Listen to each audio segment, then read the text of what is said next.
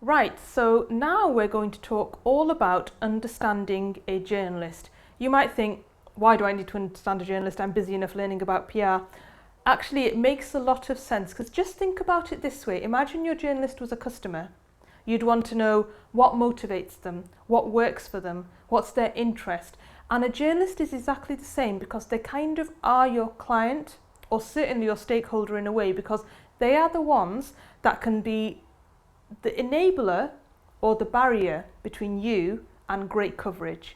So by knowing how journalists operate, how they think, will really help you understand how to pitch to them appropriately. So I do want to talk a little bit about this in this session, because I think once you can unlock the thinking of a journalist, it'll make so much sense, the rest of the things I'm going to go into, which is about how to pitch and all the rest of it. So, full disclaimer, my handwriting is awful. I've always had a view that if the words are good, maybe the writing doesn't matter so much, but I'll let you be the judge of that. So I'm going to write but tell you what I'm writing, just because it could be terrible. So most journalists, and this is blanket, but I imagine they'd all agree, are underpaid. This isn't a boo-hoo. I started out as a journalist, and trust me, they are very underpaid. The glory days of journalism aren't really there. It's an illusion. Most people go into journalism because they love writing, as I did. They do it because they love it. So it's often that, the salaries are quite low, and it will make sense to you as I explain the other reasons, but essentially you really do have to cut the crap with them, excuse my French, just because the job is, they love stories, so they don't have time for nonsense, and also they're not that easily bought either. So they're underpaid, and you guessed it, they're overworked. Most journalists are always on a deadline, and you'll find that the deadline was yesterday. That's just always the way. Most journalists operate, if you're a national paper, you've got daily deadlines. If you're a weekly publication, you might have deadlines on a Thursday afternoon, but you're working on it the whole week. If you're an online publication, poor journalist, their deadline is just constantly evolving. The emergence as well of 24-hour news means that they don't beautifully craft stories. They don't have time to beautifully craft stories the way they used to, because they simply do not have time. The other thing to really bear in mind, which is where you come in and where I come in as a PR person, is they are bombarded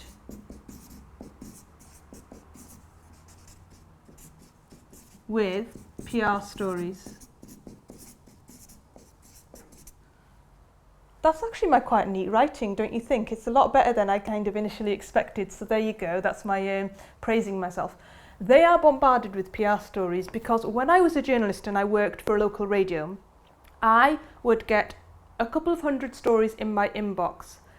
Crucially, most are irrelevant.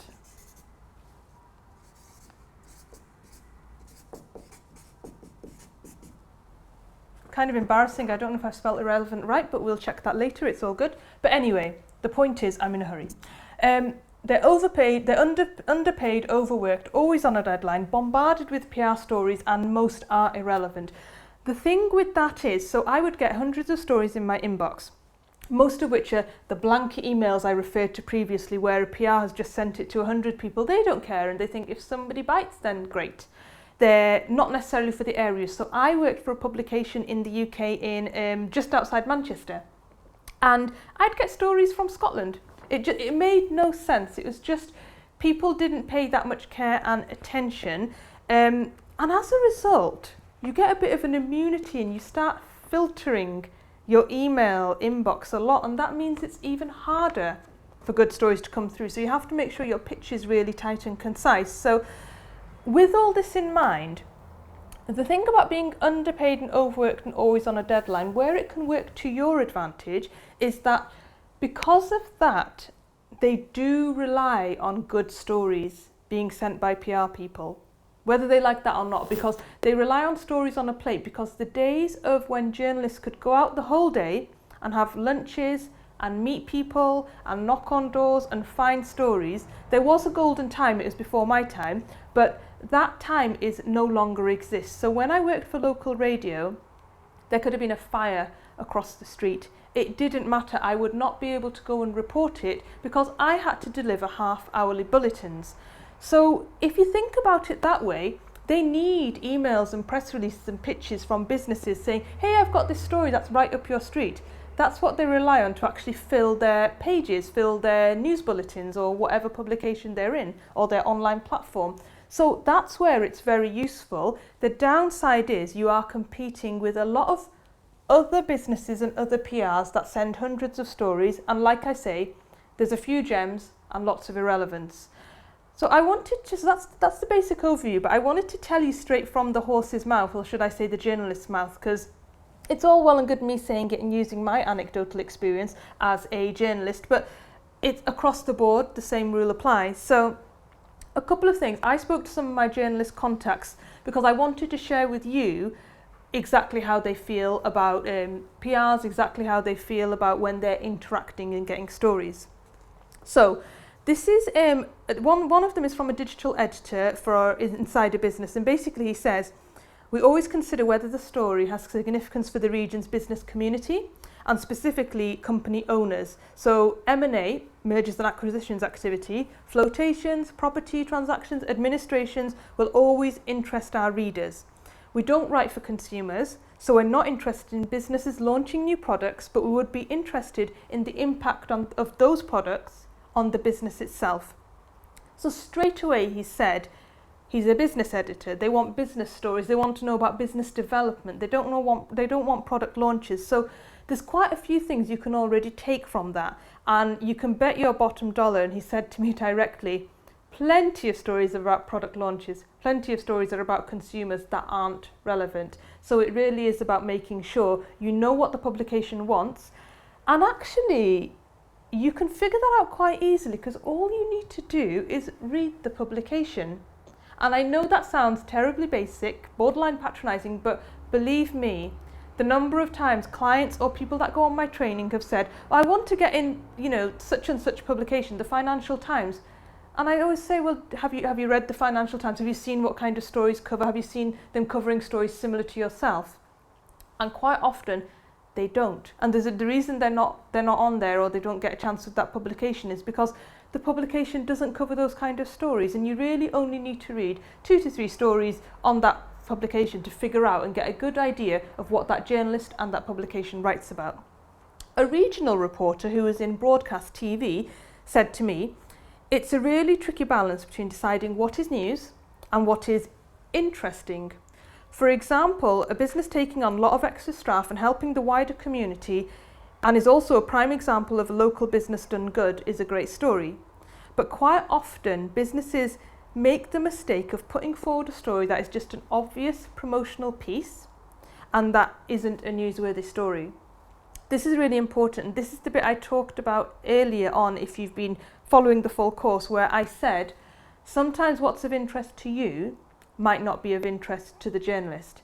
Equally, you have to make sure your story is within reason. You want to get your name out there, but as less of a sell and a promotional piece as possible, because if you want them to word for word say this business is fantastic because we said so, that's called advertising and it'll cost you a lot more money. So that's the thing to really bear in mind, and as we go on and we talk more about the journalists and what they're looking for, it's going to be really easy for you to unpick what is newsworthy and what's not newsworthy, and what is a promotional piece and what is actually something a journalist will look for.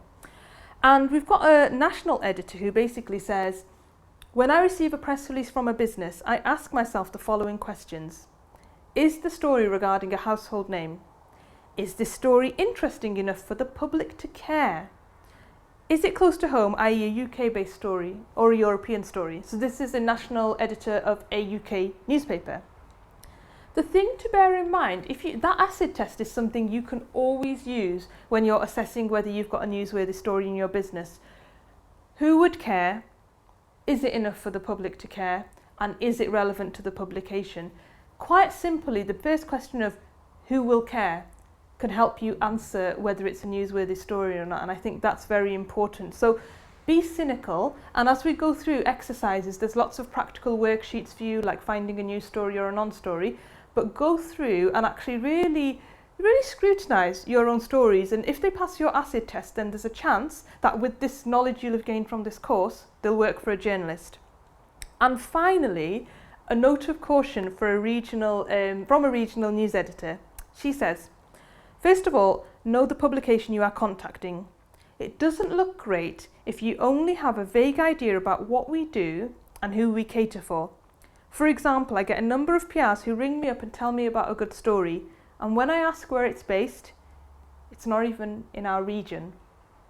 That is a big no-no, and again, it's knowing who they write for, knowing the kind of publication, knowing the geographical audience, and actually, if you get those things right, you've ticked those boxes, you've opened those kind of doors that are initially jammed shut until they realise that it's a relevant story to them. Because if you don't get those basics right, you could have the most amazing, heartwarming story, but if it's not relevant to that publication, you're wasting your time, you're wasting their time, and it just means that next time you get in touch, they might be a bit reluctant to see if you've got the right story for them. So that's basically how journalists work, some examples of how they look, and we're now going to go further into the course and just look at the kind of stories that different journalists look for. So stay tuned.